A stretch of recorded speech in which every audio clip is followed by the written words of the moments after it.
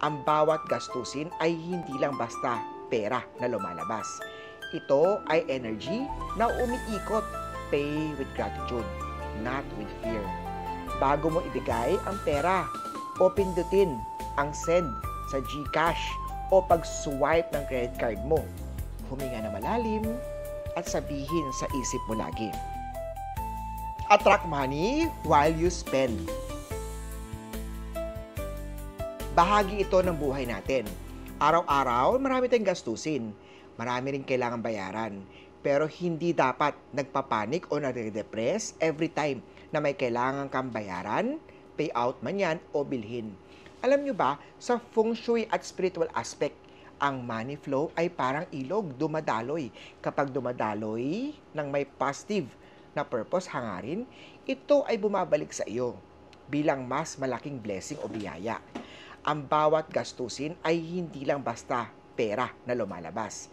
Ito ay energy na umiikot.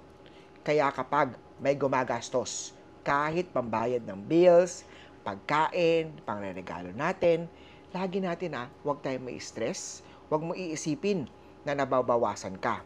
Bagkus, isipin na nagbabayad ka ng gamit ng pagpapasalamat. Pay with gratitude, not with fear. Bago mo ibigay ang pera o pindutin ang send sa GCash o pag-swipe ng credit card mo, huminga na malalim at sabihin sa isip mo lagi, thank you, salamat dahil kaya kong bayaran ito. Ang mga simpleng pasasalamat na ito ay nag-activate ng energy of abundance, hindi energy of lack or scarcity. Every expenses is an energy exchange. Halimbawa nito, nagbayad ka ng electricity, ng kuryente. Isipin mong binabayaran mo ang liwanag na nagbibigay init at ginhawa sa bahay na i-enjoy mo electricity, kuryente. Kapag bumili ka ng food, iisipin mo na nagbibigay ka ng energy pabalik sa lupa at sa mga taong nagtatrabaho para ma-enhance, para dito, yung exchange of energy. Sa ganitong mindset, binabago mo ang vibrations of money. Mula sa simpleng transaction, nagiging sacred exchange ito. Bless the flow out and invite the flow in.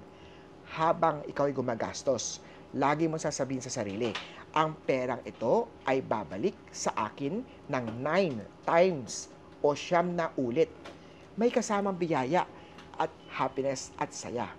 Iwasan ang pagsabi, avoid saying mga negative na phrases. Iwasan ang kataga, ang mahal naman ito, ubos na yung pera ko, o ay naku, ito gastos na naman, yung mga words na mga negative. Ang mga salitang ito ay parang spell na nagpuputol ng daloy ng abundance natin.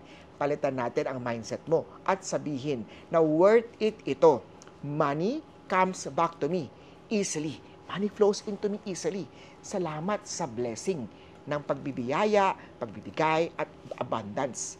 Hindi ibig sabihin na kailangan gumastos ka ng malaking pera. Ang purpose mo ay to spend with grace and gratitude para babalik ng malaya ang energy of money at ang wealth mo. Ako po si Master Hans Kua.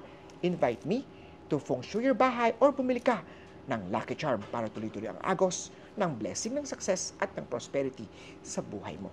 Share this video, mag-comment at kita-kita tayo sa Lucky Charm store ko po sa Cityland, Shaw Tower, Shaw Boulevard, Mandaluyong City.